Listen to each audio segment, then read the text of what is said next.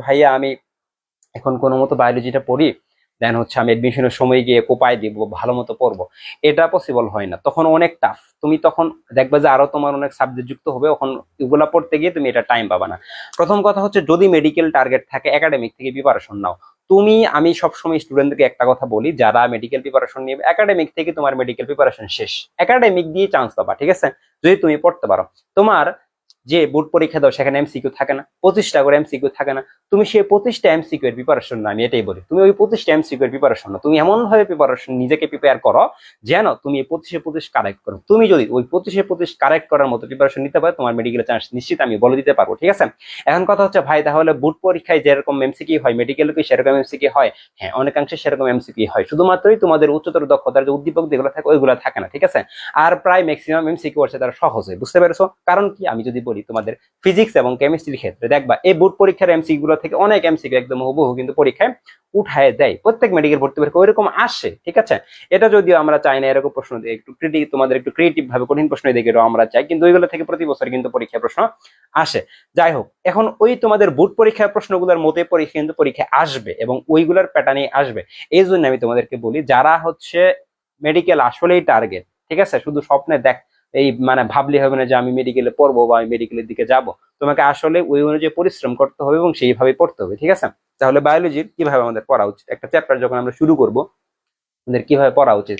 তোমরা অনেক অনেক রং হইতে পড়ো, আমি জানি ম্যাক্সিমাম স্টুডেন্ট রং হইতে পড়ে, এবং এই কারণেই বায়োলজি তারা শেখে না, বায়োলজি ভুলে যায়, বায়োলজি মুখস্থ হয় না, এই সেই তোমাদের অনেক অনেক অভিযোগ, ঠিক আছে, অভিযোগ অনুযোগের শেষ নাই। তাহলে আমরা তোমাদের এই বায়োলজিটাকে যদি তুমি একটু সহজভাবে পড়তে চাও, তাহলে আমাদের কি কি ওয়ে, একটা চ্যাপ্টার শুরু করার আগে কিভাবে পড়া উচিত, সেটাকে কিভাবে আমরা ব্যাখ্যা ভেঙে ভেঙে শব্দ অ্যানালাইসিস করে পড়তে পারি, বা কিভাবে পড়লে আমাদের মনে থাকবে, এই প্রত্যেকটা জিনিস কিন্তু আছে।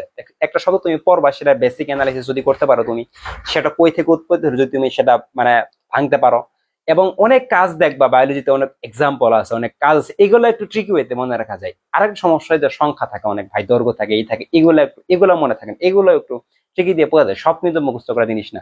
তুমি যদি সবই মুখস্থ করতে যাও, দেখবা তোমার ব্রেইনে সকলগুলো ওভারলোডেড হয়ে গেছে, স্যাচুরেটেড হয়ে গেছে, তখন কিছু আর মনে থাকতেছে না, সহজ জিনিসগুলো ভুলে যাবে, আর পরীক্ষায় সহজ জিনিসগুলাই আসে, ঠিক আছে। তাহলে তোমাদের একটা চ্যাপ্টার পড়ার আগে বায়োলজিটাকে আমাদের ফার্স্টে সেটাকে অ্যানালাইসিস করতে হবে, ঠিক আছে। অ্যানালাইসিস করবা, কিভাবে অ্যানালাইসিস করবা? এখন দেখো, আমি বলি যে কোনো কম্পিটিশনমূলক পরীক্ষা বা যে কোনো পরীক্ষার জন্য, সেই পরীক্ষায় তুমি ভালো করতে চাইলে তোমার মাথায় কি রাখতে হবে? তোমার মাথায় একটা জিনিস রাখতে হবে যে প্রশ্ন কেমন হয়, তাই না? তাহলে প্রশ্ন কেমন হয়, তুমি প্রশ্ন উত্তর দিতে চাইলে তোমাকে জানতে হবে যে প্রশ্নকর্তা কেমন প্রশ্ন করা, প্রশ্নকর্তার মাইন্ডসেট তোমাকে বুঝতে হবে। এখন প্রশ্নকর্তার মাইন্ডসেট তুমি কিভাবে বুঝবা? তুমি তার মনের ভিতর ঢুকে থাকো না, তুমি প্রশ্নকর্তার মাইন্ডসেট বুঝো তার প্রশ্নের ধরন দেখে বুঝবা। তাহলে প্রশ্নের ধরন করে তুমি প্রশ্ন কই পাবা? তুমি প্রিভিয়াস প্রশ্ন দেখবা, ঠিক আছে। তুমি প্রিভিয়াস প্রশ্ন দেখলেই তুমি নিজের টিচার হয়ে যাবা, ঠিক আছে। তুমি ভাববা যে একটা টপিক যখন পড়ছো, ওই টপিক থেকে কিভাবে তুমি প্রশ্ন হতে পারে, কোন রকমের প্রশ্ন হতে পারে, ওই চ্যাপ্টার পড়ার সময়, একটা টপিক পড়ার সময় এই জিনিসগুলো তোমার মাথার ভিতরে রাখতে হবে, ঠিক আছে।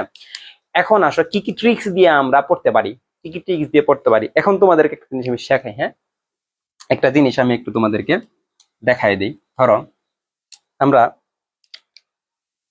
তোমরা আমাদের টেকনিক যে ক্লাসগুলো আছে, বায়োলজি টেকনিক মাস্টার ক্লাসগুলো আছে, অনেক ক্লাস আমি দিয়ে দিছি, যেখানে আমাদের একটা কোর্সও আছে, পেইড কোর্স, সেটা ঠিক আছে, সেখানে আমাদের এডমিশন নিচ্ছি, ঠিক আছে, এটা আমাদের পেইড কোর্স এডমিশন নিচ্ছে এখন, ওটা আমাদের রেকর্ডেড ক্লাস থাকবে, এবং আমাদের কিছু ফ্রি ক্লাস আছে, তোমরা সেগুলো দেখতে পারো।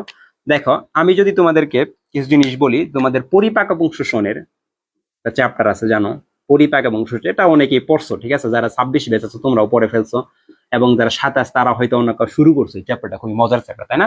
পরিপাক ও শোষণ, সেখানে দেখবে একটা চার্ট আছে তোমাদের, আমি ওই চার্টটাকে বলি হচ্ছে M100 স্টাডি ইম্পর্টেন্ট। কেন বলি?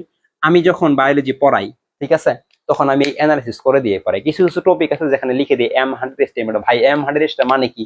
মানে কি মেডি পয়েন্ট 100% ইম্পর্টেন্ট না, এটা হচ্ছে মেডিকেলের জন্য 100% ইম্পর্টেন্ট টপিক, ঠিক আছে। মানে বুঝা, এটার গুরুত্ব অনেক, যত টপিক আছে তার চেয়ে গুরুত্ব বেশি, ঠিক আছে। মানে সেখান থেকে প্রিভিয়াস এর মেডিকেলের প্রশ্ন আসছিল, এবং সেখান থেকে প্রশ্নের সম্ভাবনাটা বেশি, ঠিক আছে। তাহলে একটা তোমাদের চার্ট সুন্দর মতো, সেখানে দেখবা আমি তোমাদেরকে একটা এই পড়াচ্ছি যে আমাদের 6 ধরনের খাদ্য আছে, তাই না? কি কি 6 ধরনের খাদ্য? দেখো তুমি ভাই, 6 ধরনের খাদ্য অনেকে আবার হিসাব করবা, এটা তো অনেক ক্লাসে স্টুডেন্ট থাকতেছি, তাই না? ধরো তুমি বিপিএল খেলা দেখো না, আমি বলি বিপিএল সিপিএল খেলা দেখো, তাই না?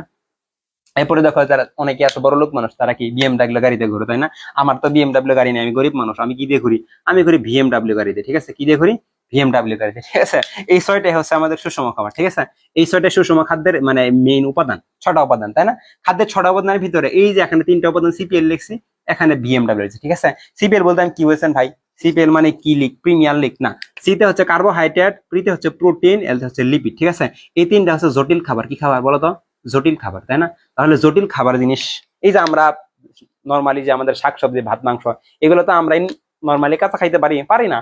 এগুলোই আমাদের একটা রান্না করতে হয়, বাইরে একটা রান্না বান্না করতে হয়, তাই না? রান্না বান্না করার পর আমরা সেটা মুখে খাইতে পারি। এখন কথা হচ্ছে আমরা খাবার কেন খাই? আসলে আমাদের পুষ যে সেল গুলো আছে, সেই সেল গুলাকে খাবার দেওয়ার জন্য। এখন কথা হচ্ছে আমি যে ভাত খাই, আমি যে মাছ খাই, সেদিকে আমার সেল খাইতে পারবে? খাইতে পারবে না। এখন একটা বাইরে রান্না করছো, এখন ওই রান্নাগুলো তুমি চাবায় টাবায় খাইতেছো, এগুলাকে আবার একদম খাবার সরল উপাদান বানাইতে হবে। এই জড়িগুলো কি বানাইতে হবে? সরল বানাইতে। যখন সরল হবে তখন সেটা আমার কুশ খাইতে পারবে, গ্রহণ উপযোগী। তাহলে কি করা লাগবে? এটাকে গ্রহণ উপযোগী করা লাগবে, তাই না? তাহলে এইগুলা জটিল খাবার। আর ভাই এই 3টা তাহলে কি? এই 3টা হচ্ছে সরল খাবার। এই 3টা কি? এই 3টা অলরেডি সরল। তুমি পানি খাইলে পানি সরাসরি কোষে গৃহীত হয়ে যাবে। তুমি যদি মিনারেল খাও, মিনারেল সরাসরি কোষে গৃহীত হয়ে যাবে। ভিটামিন সরাসরি কোষে গৃহীত হয়, ঠিক আছে। তাহলে এই 3টা হচ্ছে সরল খাবার। এখান থেকে আমি একটা প্রশ্ন করতে পারি যে নিচের কোনটি কোষে সরাসরি গৃহীত হয়, ঠিক আছে। তাহলে কিন্তু এখানে আমি সিপিএল একটা দিয়ে দিব, আর এখান থেকে 3টা দিয়ে দিব, ঠিক আছে। একটা দিয়ে দিব, এরকম প্রশ্ন আসতে পারে, ঠিক আছে। তাহলে এটা বুঝতে হবে। তাহলে এই 3টা আমাদের পরিপাক দরকার, তাই না? সহজ ভাষায় তাহলে এই 3টাকে আমাদের কি বানাইতে হবে? জটিল থেকে সরল বানাইতে হবে। এখন জটিল থেকে সরল বানাইতে হইলে কি করতে হবে? ভাঙতে হবে। কি দিয়ে ভাঙবা? এনজাইম দিয়ে ভাঙবা। এই যে আসো, এখন তোমাদেরকে আমি এনজাইম শেখাবো। কি শেখাবো? এনজাইমের নামগুলো শেখাবো। ওই যে একটা চার্ট আছে, বই দিয়ে দেখবা, সুন্দর সুন্দর চার্ট। কার্বোহাইড্রেট, ঠিক আছে। কার্বোহাইড্রেট, এই কার্বোহাইড্রেট, ঠিক আছে। এই কার্বোহাইড্রেট কে ভাঙার জন্য কি এনজাইম দরকার জানো? অ্যামাইলোলাইটিক এনজাইম দরকার। ভাই অ্যামাইলোলাইটিক একটু বুঝাই দেন তো। এই দেখো, কার্বোহাইড্রেটের আরেকটা নাম হচ্ছে অ্যামাইলাম। কি বলতো? অ্যামাইলাম, ঠিক আছে। এই এমআই মানে বুঝবা, সেটাই কার্বোহাইড্রেট। এমআই এরকম থাকলেই সেটা মানে কি? কার্বোহাইড্রেট। তাহলে এমাইলাম এটা হচ্ছে কার্বোহাইড্রেট, এটা মানে কার্বোহাইড্রেট বুঝাই। তাহলে এই এমাইলামকে ভাঙার জন্য যে এনজাইম দরকার সেটা হচ্ছে অ্যামাইলোলাইটিক। কারণ কি? লাইটিক মানে কি? ভাঙা। লাইটিক মানে কি? ভাঙা। তাই হচ্ছে অ্যামাইলোলাইটিক, ঠিক আছে। অ্যামাইলোলাইটিক, বুঝতে পেরেছো?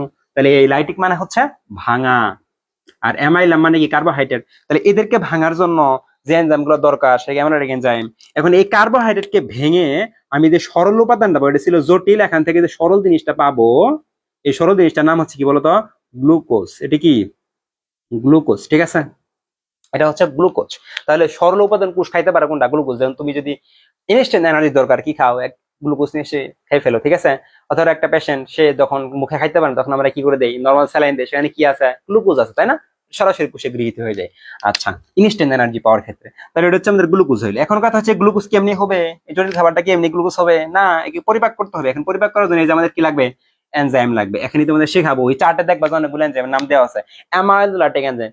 এই যে আমাদের মেইন পরে চলে আসছে, আমার পরীক্ষা আসবে নিচের কোনটি অ্যামাইলোলাইটিক এনজাইম, নিচের কোনটি প্রোটিওলাইটিক এনজাইম, মেডিকেল এরকম প্রশ্ন আসছে অনেক, ঠিক আছে। নিচের কোনটি লাইপোলাইটিক এনজাইম, এরকম পরীক্ষা প্রশ্ন আসে। তাহলে তোমরা এই জিনিসগুলো তোমাদেরকে একটু পড়তে হবে। এটাই, ওই চার্টটা কিভাবে পড়বে এখানে বুঝে দিচ্ছি, তাই না? তাহলে চার্ট অ্যামাইলোলাইটিক এনজাইমের নাম দেওয়া আছে, যেমন টাইলিন আছে, মল্টেজ আছে, ল্যাকটেজ আছে, সুক্রেজ, তাই না? এগুলো তোমরা পড়ার ভুলে যাও। কথা হচ্ছে এগুলা কি আসলে মুখস্থ করা জিনিস না। এখন দেখো, আমি পড়াই দেই। আগে তোমাদেরকে একটা জিনিস বুঝাই, যেহেতু কার্বোহাইড্রেট পড়াইতেছি, কার্বোহাইড্রেট আর এনজাইমের ডিফারেন্সটা কি দেখবা যে এই দেখেন একটু গ্লুকোজ লিখছি না, এই গ্লুকোজের বানান কি দিত? গ্লুকোজ, ঠিক আছে। আরেকটা বানান খেয়াল করো তো, সুক্রোজ, SUCROS, সুক্রোজ, ঠিক আছে। আরেকটা বানান খেয়াল করো, মল্টোজ, MOLTOS, মল্টোজ, ঠিক আছে।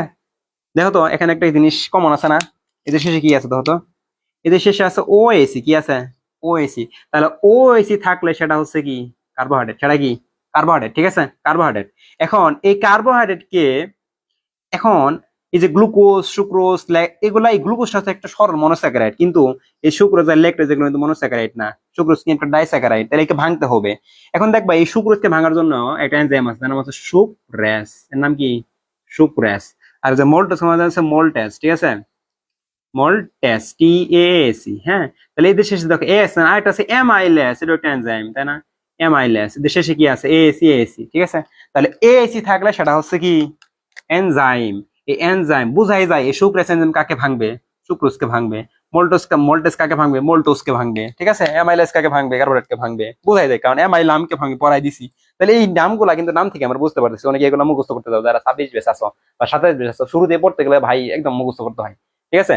এগুলো একটু এখান থেকে এমন ভাবে পড়বা। তাহলে আমরা এনজাইম ভার্সেস কার্বোহাইড্রেটটা জেনে নিলাম। এখন অ্যামাইলোলাইটিক এনজাইম, আটা মানে কি বলতো? কার্বোহাইড্রেট। আটার ভিতরে মশলার সাথে রান্না বান্না করো না, তাহলে কি আটা মশলা। যদি এমনি মনে থাকে তোমাদের, তাও একটু আটা মশলা, ঠিক আছে? কি মশলা এটা বলতো? আটার সাথে কি আছে? মশলা আছে। আটার সাথে কি আছে? মশলা আছে। তাহলে এই দিয়ে হচ্ছে অ্যামাইলেজ, কি বলতো? অ্যামাইলেজ কি এনজাইম? Carbohydrate পরিবর্তক enzyme. ট দিয়ে কি? টায়ালিন। ট দিয়ে টায়ালিন, ঠিক আছে? স্যালাইভারি গ্ল্যান্ডে থাকে, এখান থেকে নিঃসরণ হয়। এখন এই মশলাতে কি বা বলতো? ম দিয়ে মল্টোজ, কি মল্টেস, তারপরে সুক্রেস, এটা কিন্তু এস, কারণ এগুলো এনজাইম, ঠিক আছে? আর ল দিয়ে কি? ল্যাকটেস, ঠিক আছে? ল্যাকটেস। আর আটা মশলা এই সবগুলাই কি? সবগুলাই হচ্ছে ওই চার্টে, চার্ট আছে বক্স, ঠিক আছে? তাহলে এই যে কার্বোহাইড্রেট থেকে গ্লুকোজ হবে, অ্যামাইলেটিক এনজাইম কি? আটা মশলা। Amylase, ptyalin, maltase, sucrose, lactase. শেষ। শেষ। এখন আসো, যদি বলি যে এরকম ভাবে তোমাদের ওখানে প্রোটিওলাইটিক এনজাইম আছে, কি আছে? প্রোটিওলাইটিক, ঠিক আছে? প্রোটিওলাইটিক এনজাইম, ঠিক আছে? ওগুলোর নাম কি? দেখবে নামের শেষে সিন আছে, কি আছে? সবগুলো শেষে সিন আছে, যেমন কি পেপসিন আছে, তাই না? পেপসিন আছে, পেপসিন আছে। ট্রিপসিন আছে, কি আছে? ট্রিপসিন আছে। আরেকটা কি আছে? কাইমোট্রিপসিন আছে, কি আছে? কাইমোট্রিপসিন। আরেকটা কি আছে? এমিনোট্রিপসিন। সবার শেষে তো সিন, মজার জিনিস না? সবার শেষে কি আছে? সিন আছে। তো তোমার ব্রেনকে তুমি যদি এই জিনিসটা বোঝাও যে সিন ছিল, তাহলে তুমি ইজিলি পরীক্ষার যখন অপশন দেখবা, ভাই বলছিল আটা মশলা, টাইলিন, মোটরসাইকেল, তোমার মনে পড়ে যাবে, ঠিক আছে? তুমি মুখস্থ করছো, এরকম কিছু মাথার ভিতরে ঢুকাও নাই, পড়ার সময় শুধু মুখস্থ করে গেছো, একবার তুমি মানে পেস বাজা হয়েছে। পেপসিন ছিল, পেপসিন কই ছিল, কার্বোহাইড্রেট ছিল নাকি লাইপোলাইটিক ছিল, ভুলে যাওয়া, বুঝতে পারছো? এই ভুলগুলাই তোমাদের নর্মালি হয়, সহজ প্রশ্নগুলো তুমি পরীক্ষায় ভুল করে আসো, বুঝছো? এবার আসো যে ওখানে বক্সে আবার সুন্দর মতো দেখাবা যে লাইপোলাইটিক এনজাইম কি আছে? Lipolytic, lipolytic. এখন এই লাইপো কথা মানে কি? লাইপো মানে লিপিড। লাইপো মানে কি বোঝায়? লিপিড বোঝায়। লাইপো মিল আছে কিন্তু, লাইটিক ভাঙা, ঠিক আছে? এখন এই দেখো লাইপোলাইটিক এনজাইম সবার নামের শেষে দেখবা লাইপেজ আছে, ম্যাক্সিমাম কি আছে? লাইপেজ থাকলেই বুঝবা। সবার না লাইপেজ থাকলে বুঝবা সেটা কি পরিপাকের এনজাইম, সেটা হচ্ছে লিপিড পরিপাকের এনজাইম, ঠিক আছে? তাহলে লাইপোলাইটিক যে আছে, এই লাইপোলাইটিক কি, যেমন আমরা বলি যেমন পাকস্থলীয়, পাকস্থলীয় আর হচ্ছে আন্তরিক। এখন আন্তরিক মানে কি? অন্ত্র মানে ক্ষুদ্রান্ত থেকে আন্তরিক নাম হয়েছে, ঠিক আছে? তাহলে এই পাকস্থলীয় আন্তরিক এর শেষে দেখবে লাইপেজ আছে, ঠিক আছে? তাহলে পাকস্থলীয় লাইপেজ এবং আন্তরিক লাইপেজ দুইটা কি পরিপাকের এনজাইম? লিপিড পরিপাকের এনজাইম। আরেক লাইপেজ সেটা হচ্ছে ফসফোলাইপেজ। কি লাইপেজ? ফসফোলাইপেজ, ঠিক আছে? এখন বুঝে যেতেছে একটা লিপিড আছে, তার নাম কি? ফসফোলিপিড। সেই ফসফোলিপিডকে ভাঙার জন্য যে এনজাইম দরকার সেটা হচ্ছে ফসফোলাইপেজ। আরেকটা দেখবা যে কোলেস্টেরল এবং গ্লিসারল এস্টারেজ, কোলেস্টেরল এবং গ্লিসারল এস্টারেজ, ঠিক আছে? এজ ইয়েস। তাহলে কোলেস্টেরলটা একটা ট্রাইগ্লিসারাইড, এটা একটা চর্বি। গ্লিসারল এটা তেল বা চর্বি। তাহলে এদেরকে ভাঙার জন্য এদের এস্টার আকারে থাকে না, বুঝছো? তো এদেরকে ভাঙার জন্য যে এনজাইম কাজ করে, যেমন হচ্ছে এস্টারেজ। তাহলে গ্লিসারল এবং কোলেস্টেরল এস্টারেজ, ঠিক আছে? ওকে, এই জিনিসগুলো তোমরা একটু ইজিলি কিন্তু মনে রাখতে পাইতেছো। আরেকটা আছে লেসিথিনেস। ভাই এটা কিভাবে বলেন তো? লেসিথিন একটা লিপিড। কি লিপিড? এটা একটা জটিল ফসফোলিপিড। এই জটিল ফসফোলিপিড কে ভাঙার জন্য দরকার হচ্ছে লেসিথিনেস। তাহলে লেসিথিনকে যে ভাঙবে তার নাম তো সেরকমই হবে, লেসিথিনিস হবে, তাই না? তাহলে এইগুলাই কিন্তু এইভাবে বুঝলে চারটা কিন্তু তোমার ইজিলি মনে থাকে, এবং এই প্রশ্নগুলো আর কখনো ভুল করবো না। যদি আমার এই আমি যেভাবে পড়াই দিলাম এইভাবে তুমি পড়তে পারো কখনো, ঠিক আছে? ওকে, তাহলে এটাই ছিল আমাদের। এইভাবে যদি তুমি বায়োলজিটাকে প্রত্যেকটা দিন যদি পড়তে পারো, তাহলে আশা করি তোমার কাছে সহজ হয়ে যাবে, ঠিক আছে? আরো অনেকগুলো আমি পরিপাক সুন্দর অনেক ছোট ছোট ক্লিপস আকারে প্রত্যেকটা ট্রিক্স আমাদের ইউটিউব চ্যানেলে দিয়ে রাখছি, ঠিক আছে? এখানে কমেন্ট বক্সে আমি লাইভটা শেষ হলে আমি লিঙ্ক দিয়ে দেবো, তোমরা সেখান থেকে দেখে নিও, ঠিক আছে? ক্লাসগুলা দেখে নিও, ঠিক আছে? ওকে, তাহলে আরেকটা জিনিস আমরা তোমাদেরকে একটু একটা জিনিস রিয়েলাইজ করাই। দেখো, যেমন তোমরা জানো দাঁত, তাই না? কয় ধরনের দাঁত আছে বলো তো?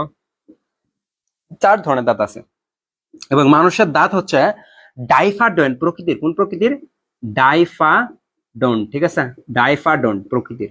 এই ডন্ট বা ডেন্টিস্ট, এইগুলা ডেন্ট মানে তো দাঁত, বুঝতে আমি বুঝতে পারছো। ডাইফাডন্ট আমি তোমার সামনে যদি এটা কি জিনিস এটা খাই নাকি মাথায় দেয়, তাহলে ডাইফাডন্ট দিয়ে বুঝবে এটা দাঁত রিলেটেড কোনো কিছু জিনিস। ওকে, বুঝলাম। এখন এই ডাইফা কথাটা হচ্ছে যে আসছে কই থেকে? 2 থেকে আসছে, ঠিক আছে? ডাইফা কথাটা 2 বার। এখন মানুষের দাঁত 2 বার গজায় না? তোমার দাঁত কি একবার গজাইছে, একবার পরে গেছে, মনে আছে? শিশুকালে একটা দাঁত গজাইছিল, সেটা কি পরে গেছে না? 8 থেকে 10 বছর বয়সে পরে যাবে, নতুন করে স্থায়ী দাঁত গজাইছে না? তাহলে একটা ছিল মিল্ক টিথ, একটা হলো পার্মানেন্ট টিথ। এই যে 2 বার, একবার দাঁত গজায় পরে যায় আবার গজালে, এই জন্যই ডাইফাডন্ট প্রকৃতির বলা হয় মানুষের দাঁতকে, বুঝতে পারছো এটা? ওকে, এখন আসো দাঁত আবার কয় প্রকার? 4 প্রকার দাঁত। কয় প্রকার? 4 প্রকার, তাই না? 4 ধরনের দাঁত আছে, ঠিক আছে? 4 ধরনের। কি কি আছে? আই, সি, পি, এম, এই 4 প্রকৃতির হয়, তাই না? আইসিপিএম। Incisor, canine, premolar, molar. এদের নাম কেন এরকম হইলো বলো তো? এদের শুধু মুস্তার দরকার আছে, ইনসিসর কেন নাম হইলো? কখনো চিন্তা করে দেখছো? ক্যানাইন কেন নাম হলো, প্রিমোলার কেন হলো, বা মোলার কেন হলো? বায়োলজিতে কোনো কিছু থাকলে ওটার নাম কেন হলো আগে বুঝবা। কারণ গ্রিকরা সবসময় এরা বায়োলজি লেখছে ম্যাক্সিমাম জিনিস, বোটানির ম্যাক্সিমাম জিনিস গ্রিকরা লেখছে, সবগুলা গ্রিক ভাষা। তুমি তো গ্রিক ভাষা জানো না। এখন গ্রিক ভাষা অনেক কিছু একটু বুঝে পড়লে ভেঙলেই দেখবে যে সহজ ভাষায় চলে আসছে, আমরা গ্রিক ভাষা বুঝি না, তাই না? তাহলে এই ইনসিসর, এই নামটা হচ্ছে ইনসিডিয়ার থেকে, ওই থেকে ইনসিডিয়ার। হ্যাঁ, এই ইনসিডিয়ার মানে হচ্ছে কাটা। ইনসিডিয়ার শব্দ গ্রিক শব্দ, এটা মানে কি কাটা, তাই না? তাহলে এই ইনসিডিয়ার কাটা থেকে আসছে। তাহলে ইনসিসর, আমাদের কিছু দাঁত আছে সামনের দাঁত গুলা, এগুলো ইনসিসর দাঁত, ঠিক আছে? এগুলো সবসময় কাটার জন্য ব্যবহার, কর্তন দাঁত, ঠিক আছে, কাটার জন্য ব্যবহার হয়। তাহলে এখান থেকে এই যে নাম হয়েছে, কারণ এই দাঁতটা কর্তনের কাজ করে, কাজের উপর ভিত্তি করে এই নামগুলা হয়েছে, বুঝতে পারছো? দাঁতের নামগুলা দেখে কাটা, ইনসিসর, ঠিক আছে? তোমার একটা জিনিস জানো, সিসর, তাই না? সিসর মানে কি বলো তো? কাঁচি। এটা দিয়ে কি করো তুমি? কাটো না। তাহলে এখান থেকে ইনসিসর নাম হচ্ছে, বুঝতে পেরেছো? এখন আসলে যে ক্যানাইন, এটা খুবই ইন্টারেস্টিং একটা জিনিস, ঠিক আছে? ক্যানাইন এটা আসছে তোমার কেনিয়াস থেকে। কই থেকে বলো তো? কেনিয়াস। এই কেনিয়াস মানে হচ্ছে ছেদ করা। এখন এই কেনিয়াস, আরেকটা জিনিস তোমরা পড়বা যে ক্যানাইন আছে, তোমরা যখন ইংলিশ পড়তো মেডিকেল ইংলিশে কিছু ল্যাটিন এজেক্টিভ আছে, কুকুর, ডগের ল্যাটিন এজেক্টিভ, তারপরে পড়ছো ইয়াং এর ল্যাটিন এজেক্টিভ, ইয়াং এর কি জুভেনাইল, তোমরা জুভেনাইল হরমোন পড়ছো, বাচ্চা হরমোন নিম দশা নিয়ন্ত্রণ করে, তাই না? এখন এই ডগের ল্যাটিন এজেক্টিভ হচ্ছে ক্যানাইন, ঠিক আছে? ডগ, কুকুরের ল্যাটিন ক্যানাইন। কেন? কারণ কুকুরে একটা দেখবো চোকা দাঁত আছে, ভূতের কিছু চোকা দাঁত থাকে না, ভূতেরই মসজিদে দেয় না চোকা চোকা দাঁত, ওই চোকা চোকা দাঁত ক্যানাইন দাঁত, আমাদেরও থাকে ক্যানাইন দাঁত। এই ক্যানাইন দাঁত ছেদ করার কাজ, গরু মাংস খাইছো ঈদের সময় এবার ধরে ছেদ করে খাইছো না? তার মানে ওই ক্যানাডা শুধু ছিদ্র করে, বা ছেদাল, ক্যানা মানে ছিদ্র, ঠিক আছে? তাহলে এই ক্যানাইন থেকে আসছে। এবং একটা জিনিস তুমি খেয়াল করবা, যারা মাংসাশী প্রাণী তাদের কার্নিভরাস বলা হয়। কি বলা হয়? এই ক্যানাইন থেকে কার্নিভরাস বলা হয়, বুঝতে পারছো? এভাবে তুমি যদি কোরিলেট করে পড়তে পারো বায়োলজি, তোমার কাছে অনেক মজা লাগবে, আর কখনো মুখস্থ করতে হবে না। এই কেনিয়াস থেকে আসছে। এখন প্রিমোলার আর ক্যাম্প হচ্ছে মোলার। প্রি মানে কি? সামনে। তাহলে মোলারের সামনে যেটা সেটা প্রিমোলার। মোলার মানে কি? পেশন করা। দেখবা চাপা দাঁত দিয়ে সবসময় শক্ত জিনিসগুলো আমরা পোষণ করে খাই, একদম কি করি, বাটি, ঠিক আছে? তাহলে এই পেশন হচ্ছে, এটা হচ্ছে অগ্র পেশন, আর মোলার মানে কি?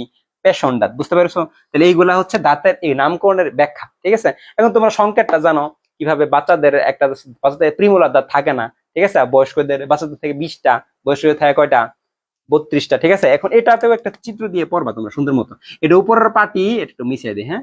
এটা হচ্ছে উপরের পাটি, একটা হচ্ছে নিচের পাটি, এটা দ্বারা বুঝালাম মাঝখানে দুইটা ভাগ, ঠিক আছে? আমরা চারটা ভাগে চারটা কোয়াড্রেন্ট ভাগ করি, দুই ভাগ করলাম, দুই ভাগ করলাম। এটা উপরের সোয়াল, এটা নিচের সোয়াল। উপরের সোয়ালকে দুই ভাগ করলাম, নিচের দুই ভাগ করলাম। উপরের অর্ধ সোয়াল হলো, অর্ধ সোয়াল অর্ধ অর্ধ হয়ে গেল, ঠিক আছে? তাহলে উপরে 16টা দাঁত থাকবো, উপরের পাটিতে, নিচের পাটিতে কটা? 16টা দাঁত, মোট 32 দাঁত।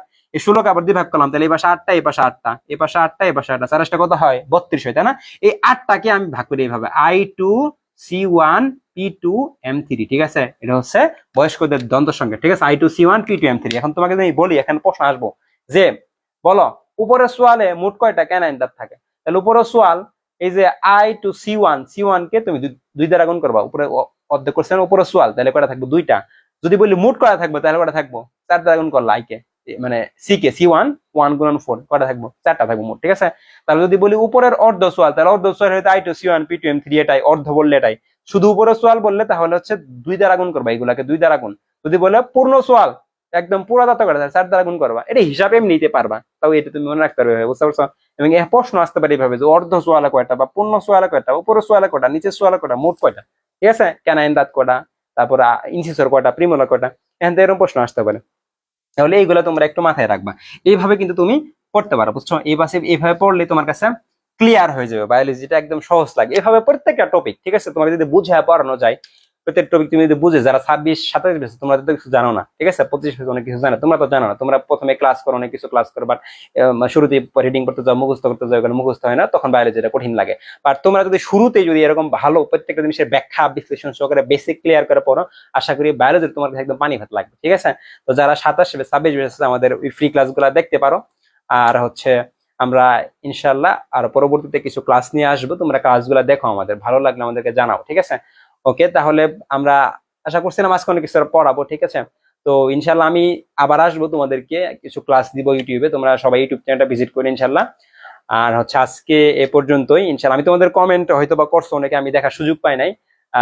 আমি ইনশাল্লাহ দেখবো, পরবর্তীতে এগুলো রিপ্লাই দিব। আজকে এ পর্যন্তই, সবাইকে অনেক অসংখ্য ধন্যবাদ। আসসালামু আলাইকুম।